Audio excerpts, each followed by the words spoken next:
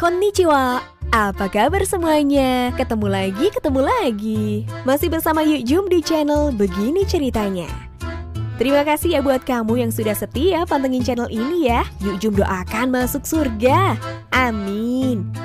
Di kesempatan ini Yuk Jum mau mengulas alur cerita film Yuri Gokoro. Film Jepang yang bergenre misteri ini disutradarai oleh Naoto Kumazawa dan dibintangi oleh bintang-bintang papan atas Jepang. Ada Yuriko Yoshitaka, Kenichi Matsuyama, dan Tori Matsuzaka. Film ini diadaptasi berdasarkan novel dengan judul yang sama, Yuri Gokoro, sebuah karya dari Mahokaru Numata. Well, kita langsung aja. Begini ceritanya.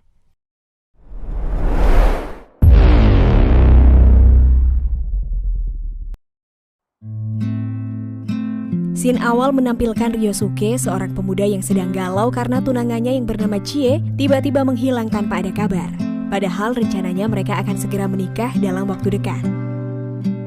Kesedihannya semakin bertambah saat dia mengetahui kabar kalau ayahnya divonis mengidap kanker otak stadium akhir. Saat itu ayahnya menolak untuk melakukan kemoterapi. Ayahnya juga menolak ajakan Ryosuke untuk tinggal bersamanya dan lebih memilih untuk berobat dan tinggal di rumahnya sendiri. Ryosuke memiliki sebuah kafe dan dia adalah seorang koki di kafenya tersebut. Di sela-sela kesibukannya, Ryosuke mengunjungi ayahnya seminggu sekali untuk memastikan bahwa sang ayah dalam keadaan baik-baik saja. Suatu hari ini saat sang ayah sedang tidak berada di rumah, Ryosuke secara tidak sengaja menemukan sebuah buku harian di lemari milik ayahnya. Buku tersebut diberi judul Yuri Gokoro dan tidak diketahui sih siapa penulis buku itu. Karena rasa penasarannya, Ryosuke pun mulai membacanya. Lalu kita dibawa ke dalam kisah buku harian itu, menceritakan tentang Misako, seorang gadis kecil pemurung yang kesulitan berbicara dan mengingat nama suatu benda. Ketidakmampuannya beradaptasi dengan orang baru inilah yang membuat Misako selalu menyendiri dan gak punya teman. Misako ini sering berimajinasi dihinggapi oleh bunga rumput liar yang menjalari tubuhnya. Misako juga menganggap kalau dia dikendalikan oleh sisi gelap dan jahat dari dirinya yang ia sebut sebagai Yuri Gokoro, yaitu wujud boneka yang ia temui di sebuah toko. Suatu ketika, Misako kecil secara nggak sengaja menyebabkan teman sekelasnya tenggelam di sebuah danau. Bukannya membantu, Misako justru diam saja menyaksikan temannya yang sedang terancam antara hidup dan mati. Dari raut wajahnya, dia seperti menikmati pemandangan menyakitkan, melihat temannya yang tengah sekarat hingga tewas. Lalu scene-nya berganti di mana Misako sudah remaja dan memasuki sekolah SMP. Rasa keinginannya untuk menyakiti orang lain semakin memuncak.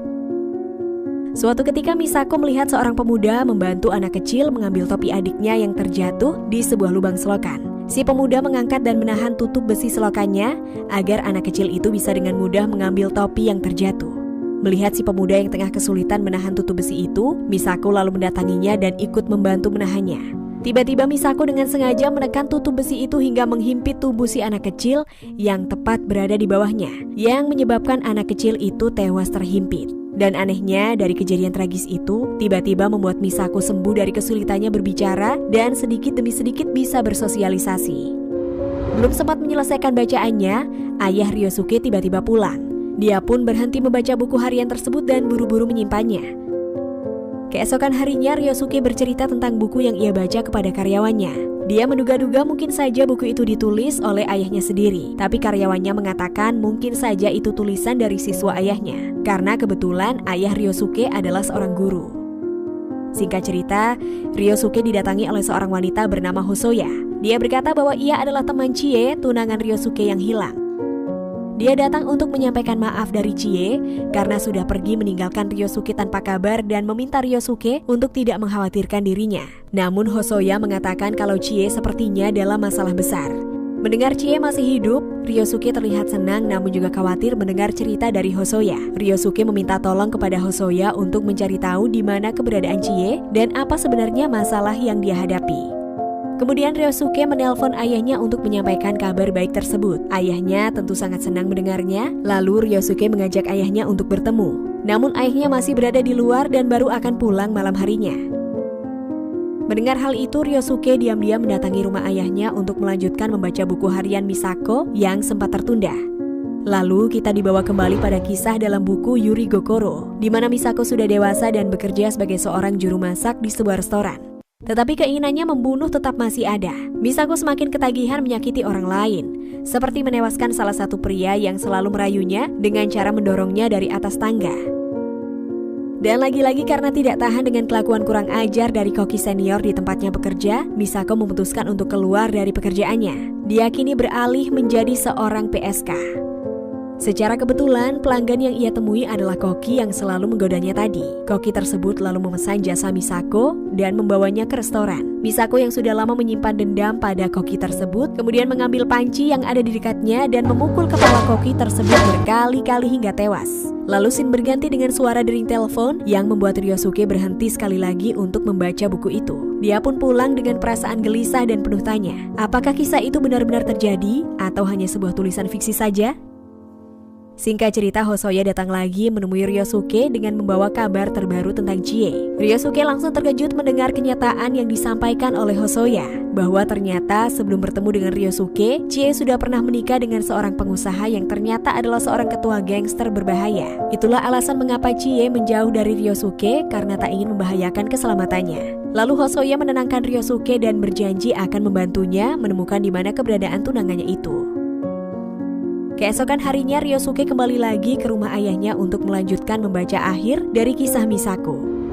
Misako yang masih berprofesi sebagai PSK, suatu hari ia mengalami kesulitan mencari pelanggan. Dia pun kelaparan karena tak mempunyai uang. Lalu dia melihat seorang pria yang duduk lesu di sebuah kursi. Misako pun menawarkan dirinya, namun pria itu menolak dan malah memberinya uang secara cuma-cuma karena kasihan pada Misako. Lalu pria itu menawarinya untuk makan di sebuah restoran terdekat. Dari sinilah mereka berdua menjadi dekat dan saling bercerita. Pria tersebut bernama Yosuke, namun Misako memperkenalkan dirinya dengan nama samaran Mitsuko. Misako bertanya apa yang bisa dia lakukan untuk membalas kebaikan Yosuke, lalu Yosuke mengajak Misako untuk rumahnya. Sontak Misako berpikir kalau Yosuke sama saja seperti laki-laki lainnya yang mencoba untuk memanfaatkan dirinya. Sesampainya di rumah Yosuke, Misako bertanya apa yang harus dia lakukan. Yosuke menjawab bahwa Misako tidak perlu melakukan apa-apa. Misako hanya perlu diam dan berada di samping Yosuke sampai dia tertidur. Mendengar itu, Misako mulai yakin kalau Yosuke bukanlah orang jahat.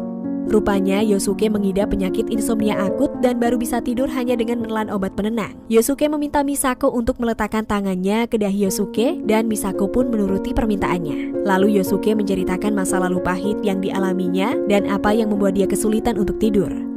Sudah lama Yosuke ini hidup dalam rasa bersalah, di mana pada saat remaja dia ini gak sengaja membuat anak kecil terbunuh saat dia mencoba menolongnya. Ternyata pemuda yang menolong seorang anak kecil di awal film tadi tak lain adalah Yosuke. Atas kejadian itu, Yosuke divonis hukuman mati oleh pengadilan. Namun Yosuke berhasil keluar dengan membayar uang jaminan. Hal itu membuat Yosuke dan keluarganya jatuh miskin karena segala harta benda milik orang tuanya sudah habis terjual. Namun itu semua tidak mampu menutupi rasa bersalah yang membebani dirinya selama ini.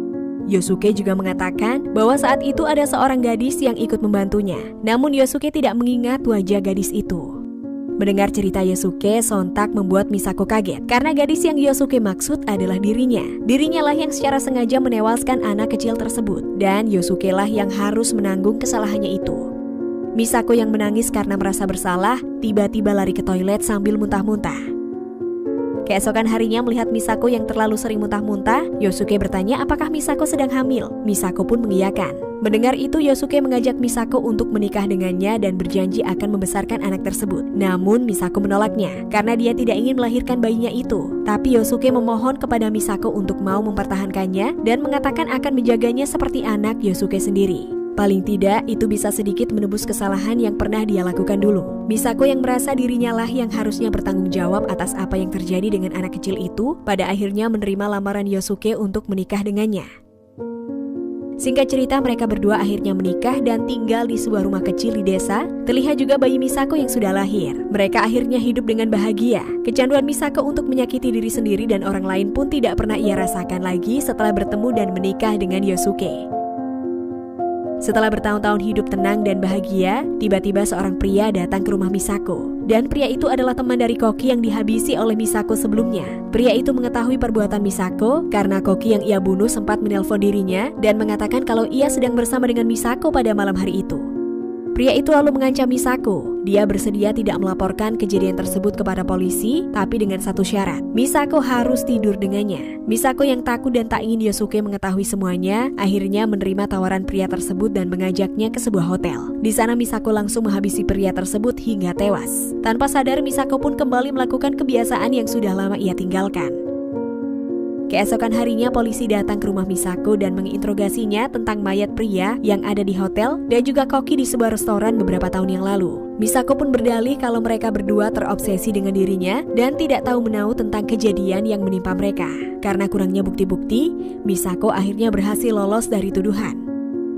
Melihat polisi yang datang dan menginterogasi istrinya, membuat Yosuke curiga dan bertanya kepada Misako. Tapi sepertinya Misako belum berani jujur pada Yosuke dan menjawab kalau dia tidak ada hubungannya dengan pembunuhan itu.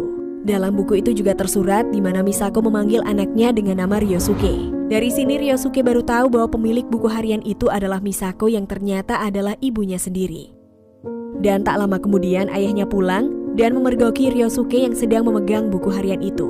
Ryosuke pun kecewa dan marah. Ia tak dapat menerima kenyataan kalau dirinya adalah anak dari seorang pembunuh. Apalagi setelah tahu Yosuke bukanlah ayah kandungnya. Dalam keadaan marah, Ryosuke lalu bertanya kepada ayahnya, "Di mana keberadaan Misako sekarang?" Kemudian ayahnya menjawab kalau ibunya telah lama meninggal saat Ryosuke masih kecil. Saat itu Misako memutuskan untuk mengakhiri hidup dengan cara menenggelamkan dirinya ke sebuah sungai. Menyadari kalau dalam dirinya mengalir darah seorang pembunuh, Ryosuke segera menelpon Hosoya untuk mencari tahu di mana alamat kediaman mantan suami Chie. Di situ Ryosuke berencana untuk menyelamatkan tunangannya dan menghabisi mantan suami Chie. Melihat Ryosuke dalam keadaan emosi, Hosoya secara terpaksa memberitahu alamat tunangannya disekap. Tanpa menunggu lama, Ryosuke langsung menuju ke lokasi tersebut. Sesampainya di sana, Ryosuke tampak keheranan karena mantan suami Chie dan semua anak buahnya sudah tewas berkelimpangan. Lalu Ryosuke bergegas melepaskan Chie yang terikat di sebuah ruangan. Saat ingin meninggalkan tempat itu, Ryosuke menemukan bunga rumput liar seperti yang disebutkan Misako dalam buku hariannya. Setelah berhasil keluar, Chie berterima kasih kepada Ryosuke karena telah menyelamatkannya. Tapi Ryosuke mengatakan seharusnya Chie berterima kasih pada temannya yakni Hosoya karena dialah yang paling berjasa menyelamatkan Chie. Lalu Chie tampak keheranan mendengar nama Hosoya. Chie pun bertanya untuk memastikan apakah maksud Ryosuke adalah Mitsuko, sementara kita tahu bahwa Mitsuko sendiri adalah nama samaran Misako kepada Yosuke. Di situ Ryosuke mulai menyadari bahwa mungkin saja Hosoya adalah Misako. Mendengar itu, Ryosuke langsung bergegas menemui ayahnya untuk mencari tahu kebenaran yang sesungguhnya. Sesampainya di sana, Ryosuke langsung menunjukkan bukti bunga rumput liar yang identik dengan Misako. Ayahnya yang sudah tidak bisa mengelak lagi akhirnya mengatakan hal yang sebenarnya kepada Ryosuke. Lalu film pun menampilkan flashback di mana Yosuke berhasil menyelamatkan Misako yang tenggelam. Yosuke membawanya ke rumah sakit dalam keadaan koma. Di sana Yosuke membaca buku harian yang ditulis oleh Misako. Yosuke merasa kecewa dan marah mengetahui rahasia Misako. Dia menyesal karena telah menyelamatkan Misako yang hanyut tenggelam waktu itu. Setelah Misako sadar dari komanya, Yosuke memaksa Misako untuk mengakhiri hidupnya dengan cara mengikat besi ke tangan Misako dan menyuruhnya melompat ke sungai. Misako yang merasa bersalah rela melakukan apapun yang disuruh oleh Yosuke. Karena tak tega, Yosuke pun menarik Misako yang hampir saja terjun ke sungai. Sekali lagi Yosuke telah menyelamatkan Misako. Kemudian Yosuke memberi Misako uang dan menyuruhnya untuk pergi dan jangan pernah lagi muncul di hadapannya dan Ryosuke. Dengan berat hati Misako pun pergi meninggalkan suami dan anaknya. Belum sempat menyelesaikan ceritanya, ayah Ryosuke tiba-tiba terjatuh. Ryosuke pun bergegas membawanya ke rumah sakit. Di dalam ambulans dalam keadaan setengah sadar, ayahnya mengigau menyebut nama Mitsuko istrinya. Mendengar itu Ryosuke pun langsung datang menemui Misako yang kebetulan sedang bersama Chie. Di sana Ryosuke dalam keadaan emosi dan menangis meluapkan emosinya.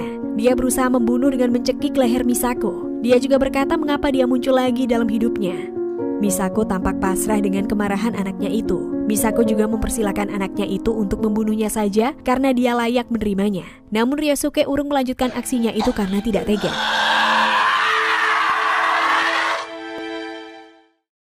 Lalu Misako bercerita, dia memang sudah berusaha menjauh dari kehidupan Ryosuke dan suaminya dengan cara merubah wajahnya dengan melakukan operasi plastik. Kemudian dia juga tinggal di pinggir kota dan bekerja sebagai koki. Tapi di sanalah ia secara kebetulan bertemu dengan Chie, tunangan Ryosuke. Lalu Chie menceritakan masalahnya kepada Misako. Inilah yang akhirnya membawa Misako bertemu lagi dengan Ryosuke, anak yang sudah lama ia tinggalkan. Misako juga mengatakan kepada Ryosuke bahwa dia tidak usah khawatir, sebab hari ini adalah hari terakhir kalinya Ryosuke melihat Misako, karena Misako akan menyerahkan dirinya ke polisi.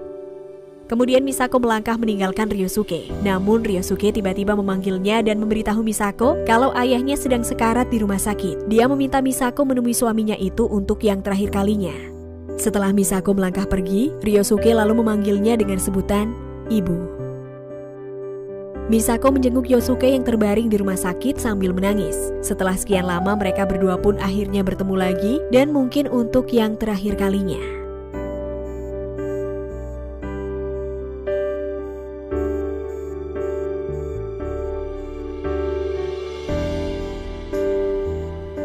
Kalau menurut Yukjum sih film ini sangat bagus deh. Didukung dengan totalitas para pemainnya, Yukjum jadi hanyut ke dalam isi cerita yang disajikan di film ini. Pokoknya kalau kamu penggemar film Jepang, harus cicipin deh film ini.